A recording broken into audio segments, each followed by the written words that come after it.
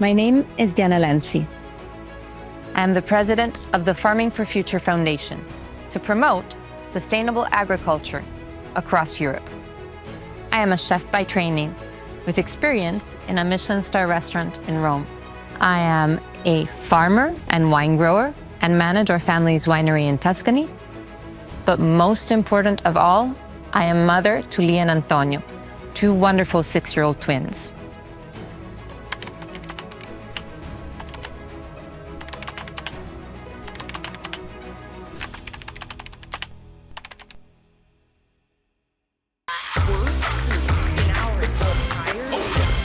Governments, media, social media, TikTokers, influencers, activists, they all have a say. They all want to tell me what I should be eating in order to stay healthy. Why are they so interested in telling me what I should be eating? So I decided to cut through the noise and go look for what science actually has to say about healthy food, looking for facts and evidence. And this journey led me to Professor Frederic Leroy, a food scientist from Brussels University.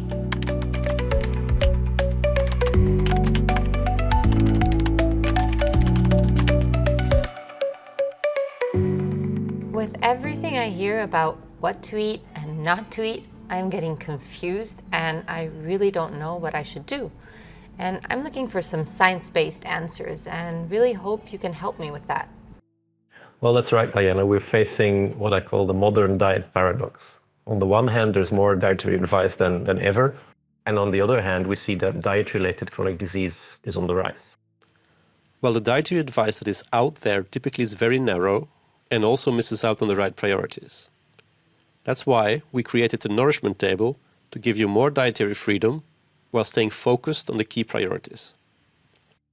And what are our important priorities? The priorities are nutrient density and food processing.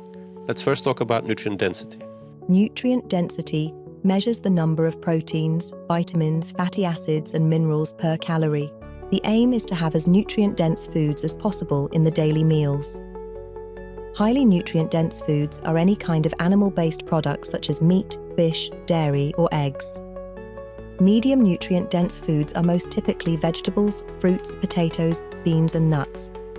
Low nutrient-dense foods are any foods with lots of calories from grains, sugars, and oil in it, but little nutrients. These are foods like bread, pasta, corn, cookies, sweets, or juices. The second priority, we need to look at the level at which food is processed. The degree of food processing measures how much the original food material has been processed and transformed. Unprocessed foods are foods in their natural state that could be consumed as found in nature without doing anything to them. Mildly processed foods change the texture of the food, but nothing has been added to them. Medium processed foods are where different foods and ingredients such as oils, sugars, salts, or yeasts are mixed and are then processed. Highly processed foods are so much transformed that the original food source cannot be recognized anymore. And they are loaded with micro-ingredients such as flavorings, colorants, preservatives, stabilizers, thickeners, acidulants, sweeteners, texturizers, additives, and emulsifiers. Many nutrition scientists, such as Professor Leroy, recommend not to eat highly processed foods.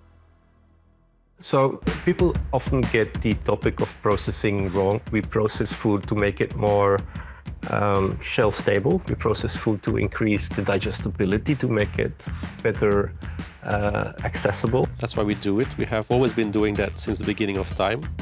However, highly processed foods are designed to be hyperpalatable. We like them a lot. We eat them a lot. They create all sorts of brain effects that will have repercussions for the gut microbiome, and that has many different effects on our own biology. Disrupt our satiety mechanisms, so that's why they lead to overeating. They get so much satisfaction from them that we keep on eating them to the point of overeating and to the point of gaining weight and putting fat at the wrong places in our bodies. And then you end up with the situation of inflammation and hyperinsulinemia and the first steps towards diabetes.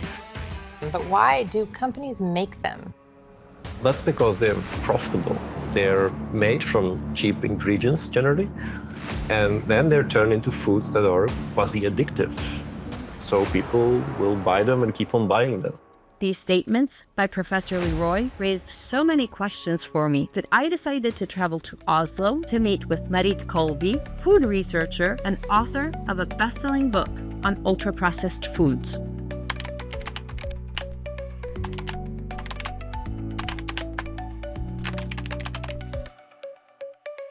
And nothing wrong with earning money on creating food products. Yeah. So that's not the problem. The problem is that extra level of processing turns out to be a problem for the human biology. So these techniques and the ways that these foods are changed actually make the foods less nourishing, and they seem to mess up with our evolutionary systems for staying healthy, really. One of the key messages I got was that meat is the most robust food to feed ourselves. Meat is also the food that made us human in a way. It changed our bodies, it changed our metabolism, and we've adapted to it. Now, that doesn't mean that we should base our diets fundamentally on meat. There are many other options that are available to us. But on top of that, the tasting of food is probably that's something that is very important. We know that we have taste buds in our tongue, but our entire gut system is tasting in a way, the different nutrients while they're passing through.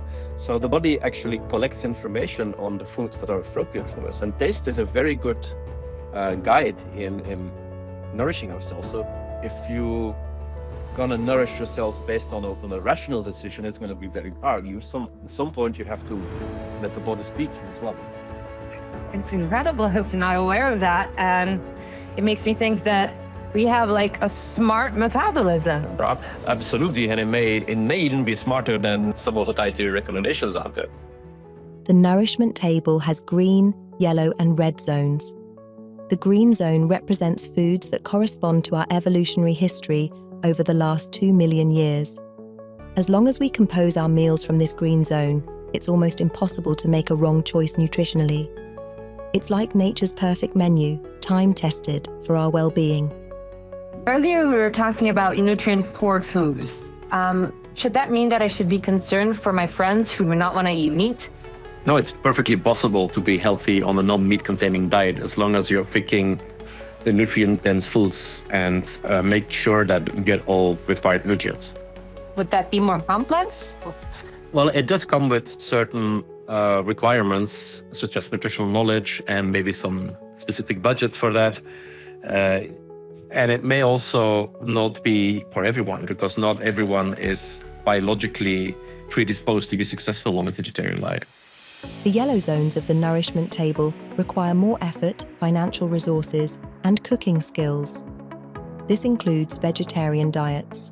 While it's possible to nourish yourself adequately from this zone, it's riskier to get right.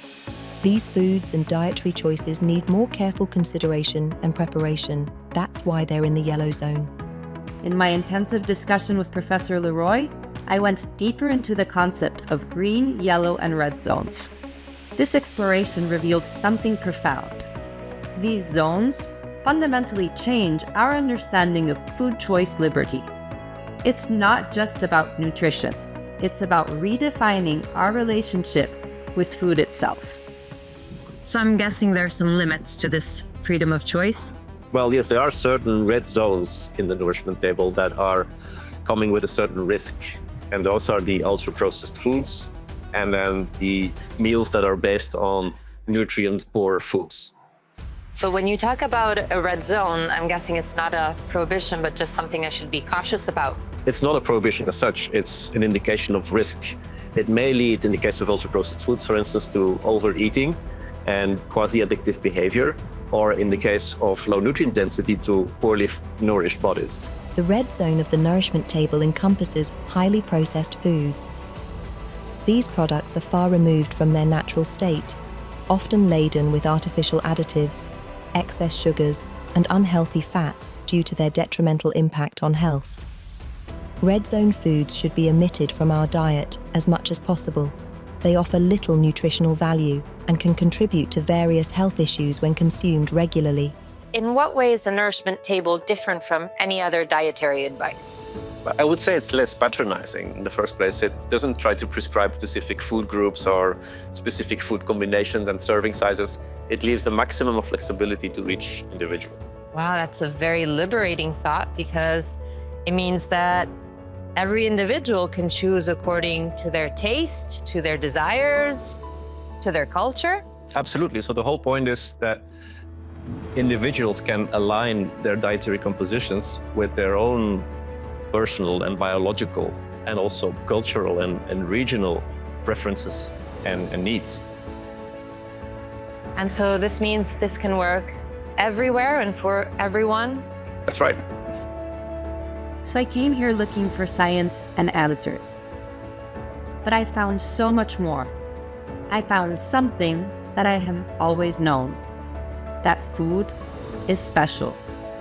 Food can bring us together around a table, can help us share our experiences, our families, our stories, and it can build a sense of community while actually nourishing our bodies.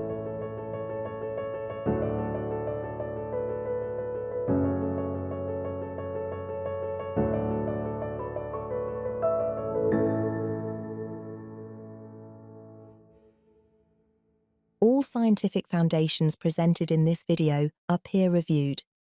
The most important references are an article on the Nourishment Table published in Animal Frontiers, first issue of 2025, and results from the Pure Epidemiology study published in the European Heart Journal in 2023.